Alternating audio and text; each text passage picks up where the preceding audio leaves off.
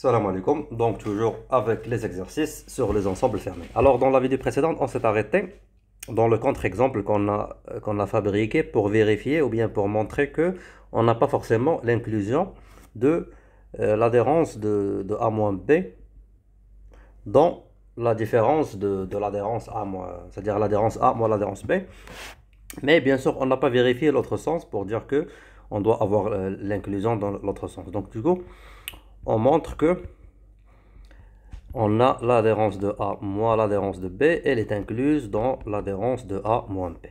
Alors pour ceci, on prend un X qui appartient à A moins B, et on va supposer que X n'appartient pas à l'adhérence. On va faire une démonstration par une preuve par l'absurde.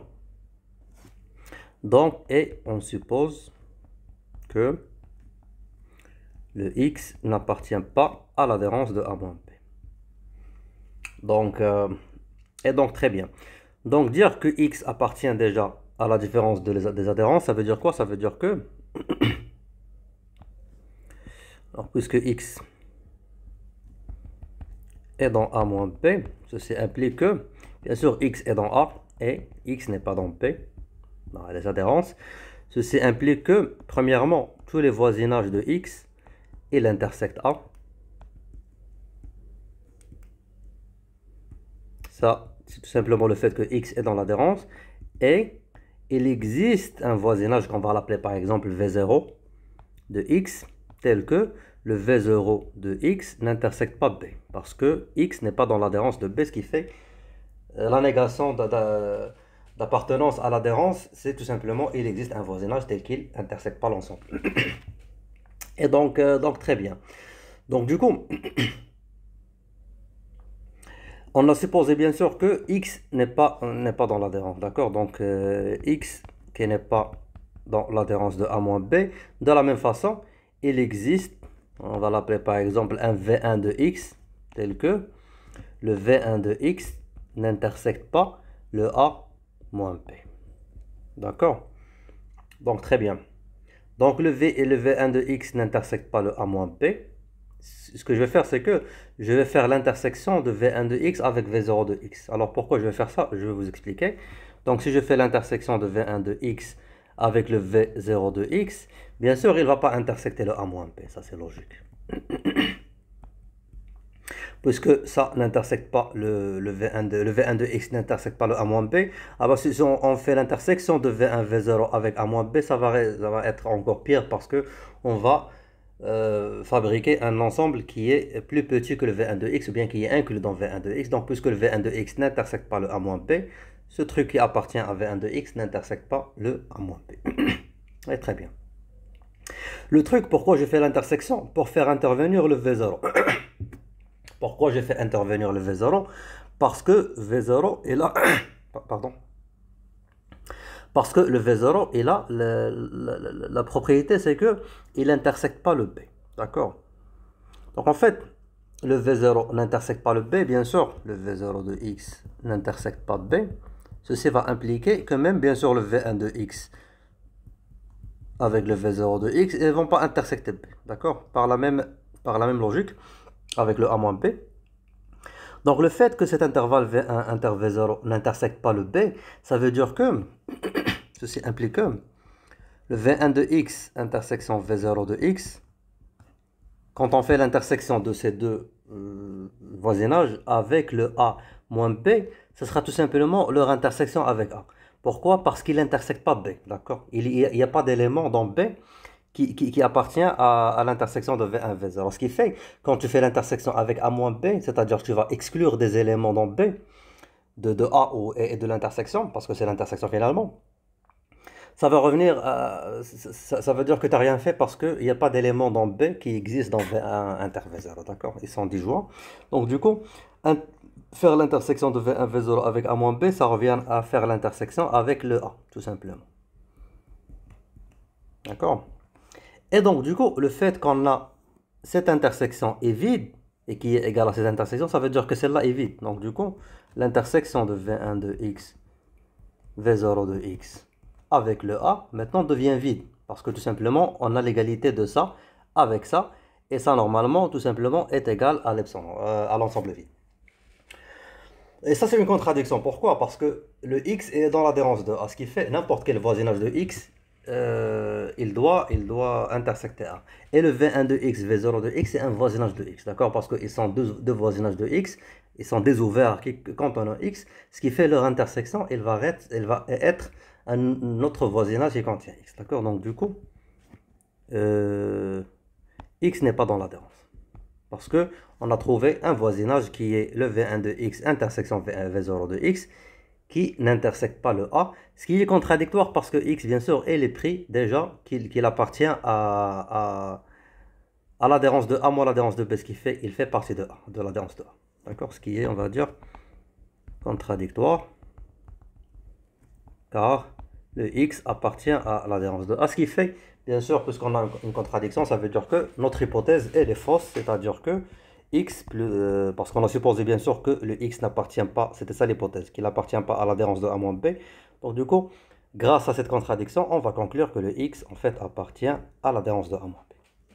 Et donc du coup, on a l'inclusion de A moins B qui est dans A moins B.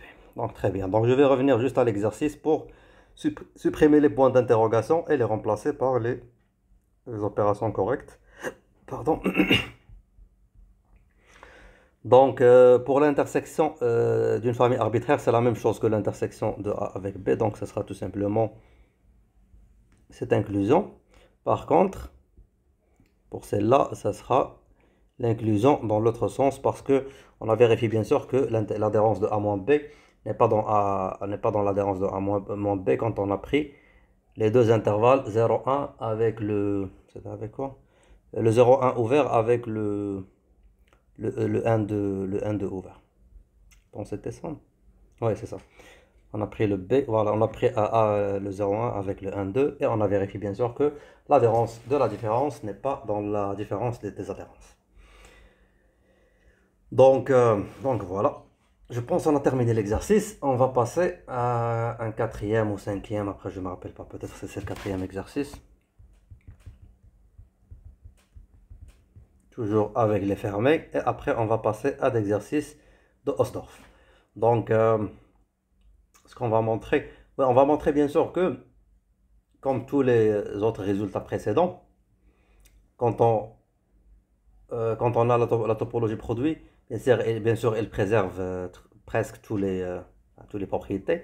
Et l'adhérence, ça fait partie. Donc, du coup, si on a bien sûr le x, y, alors, pour faire simple, comme toujours, je prends le temps x avec sa topologie taux, y avec sa topologie taux y, et je considère a dans x et b dans y. Et ce que je vais montrer, c'est que l'adhérence de a fois b est égale tout simplement à l'adhérence de a fois l'adhérence de b. Donc, donc voilà. Donc du coup, pour le montrer, bien sûr, là, on a une égalité d'ensemble. On peut penser à faire les deux inclusions à part, mais tout simplement, on peut faire une démonstration dans laquelle on va faire des équivalences, on va dire. On ne va pas faire des implications, mais des équivalences, ce qui fait on va avoir finalement l'égalité. Donc, si je prends un point x, y, un couple x, y dans A, dans l'adhérence de A fois B, ceci revient à dire quoi? Parce que rappelons, comme on a dit un point d'adhérence, c'est-à-dire que n'importe quel voisinage, il va intersecter le A fois B. Donc du coup, je peux m'intéresser pas forcément à tous les voisinages, c'est-à-dire à tous les ouverts. Je peux finalement considérer uniquement les éléments de base. Et rappelons que les éléments de base, ils vont construire tous les autres ouverts. Donc du coup, dire que, par exemple, un élément de base B1 de x intersecte A, on va dire, pas forcément B1 de x, on va dire B de x intersecte A pour tous les Bx qui sont d'ailleurs dans la base. En fait, c'est pas le B de x, on va dire le B de xy. Du couple xy qu'on prend de la base qui engendre la topologie produit. Si on a pour tous les éléments de base, leur intersection avec le A fois B n'est pas vide, ça veut dire que pour tous les ouverts, ça sera le cas. Parce que rappelons, les ouverts, ils sont construits par des éléments de base. Donc du coup, n'importe quel ouvert, il peut être vu comme une union, bien sûr, des éléments de base, d'accord? Ou bien tout simplement, tu peux voir que l'ouvert, finalement, on dit que U est un ouvert si, donc pour chaque point de l'ouvert U, il existe un élément de base, donc quel que soit X dans U, il existe un B dans Bx fois Y, tel que, on va dire pour chaque couple, parce que là on est dans le B de XY, elle est inclue dans U, d'accord? Donc en fait, cette inclusion va faire, bien sûr, euh, va, va impliquer en fait que finalement, si les éléments de base ils vont intersecter l'ensemble, même les ouverts ils vont intersecter l'ensemble. Et d'ailleurs, dans les topologies métriques, il y a un théorème, et je pense même dans la topologie générale, c'est un théorème qui dit finalement que si tu veux considérer des voisinages qui sont finalement des ouverts contenant les points, tu vas considérer finalement, si on considère que les éléments de base, ça va marcher, d'accord? Et d'ailleurs, dans la topologie sur R, c'est ce que je fais sur la série de l'analyse réelle, la définition des points de l'adhérence ou bien des points d'accumulation, il vient à l'aide des voisinages qui sont finalement des intervalles ou bien des boules, des intervalles ouverts autour de x, c'est-à-dire le x moins epsilon et x plus epsilon, qui est d'ailleurs un élément de base, d'accord? Donc au lieu de considérer tous les ouverts, on considère que les éléments de base. Alors tout ça pour vous dire que on va pas se casser la tête avec l'ouvert, on va tout simplement prendre un élément de de la base voilà, de la base qui engendre la topologie produit. Donc du coup, il existe un B, on va dire B de x, y, dans la base de x fois y, tel que le B de x, y, tout simplement l'élément de base quand on a le point x, y, et l'intersecte le a fois B. Et juste pour rappel, c'est quoi le B de x, y? Rappelons que la topologie produit, elle est définie par sa base. Elle n'est pas définie par la topologie elle-même, elle est définie par la base qui est construite à partir de, si on croise les ouverts de A avec les ouverts de B. Donc on va dire que U, elle est dans ton X et V est dans ton Y. Les ouverts, pardon, de X et les ouverts de Y. Ce qui fait le B de X fois Y, ça sera quoi? Ça sera tout simplement, on va dire, ceci va être équivalent à dire qu'il existe un U dans ton X et il existe un V dans ton Y, tel que, bien sûr, le U fois V, parce que ça, c'est le B de XY, il va intersecter le A fois B. Donc en fait, dire que le U fois V, il intersecte le A fois B, ça revient à dire que, et c'est équivalent à dire que, le U doit intersecter A et le V doit intersecter B. D'accord? Parce que c'est le produit cartésien. Donc ceci revient à dire que le U intersection A est non vide et le V intersection B est non vide. Parce que dès qu'on a par exemple U avec A vide ou Y avec V avec B qui est vide, tu vas bien sûr avoir que finalement le U fois V avec le A fois B, ça sera vide. C'est dans le sens que même si tu arrives à avoir à avoir en fait l'intersection de U avec A qui n'est pas vide, mais dès que tu vas la croiser avec le V, avec le B, si ça en fait c'est vide, on va avoir bien sûr un truc qui est vide. Et donc du coup, qu'est-ce qu'on a dit? On a dit finalement que pour chaque couple x, y de A fois B, finalement, il existe un ouvert de x et un ouvert de y, tel que, pardon, c'est pas, non, pardon, c'est pas il existe, je m'excuse, ça c'est quel que soit. Pourquoi? Parce que, finalement, les éléments de, parce qu'en fait, on a pris, ouais, c'est ça le, je m'excuse, il fallait que je mette quel que soit. Parce qu'en fait, la définition, bien sûr, de l'ouvert, la définition de l'adhérence, c'est que pour tous les, je sais pas pourquoi j'ai fait l'existe. Euh, ah, parce qu'en fait, j'ai fait l'exemple, c'est pas l'exemple, la définition de que l'ouvert il est construit à partir de l'élément de base, c'est pour cette raison que j'ai gardé l'existe. Mais en fait, bien sûr, l'élément d'adhérence, ça veut dire que un élément dans l'adhérence, ça veut dire que n'importe quel voisinage ou bien n'importe quel élément de base qui contient le point, il doit intersecter le tout. Donc du coup, ce que je fais bien sûr avec le existe, ça va être remplacé par le quel que soit. Et je m'excuse pour cette erreur. Donc du coup, là, on a dit qu'on a trouvé que quel que soit U dans ton X, c'est-à-dire U ouvert dans X et V ouvert dans Y, ils vont intersecter le U avec le A et V avec le B, ce qui est équivalent à dire finalement que le X, elle est dans l'adhérence de A, parce que c'est ce qu'on a dans cette partie-là, et le Y est dans l'intersection de P.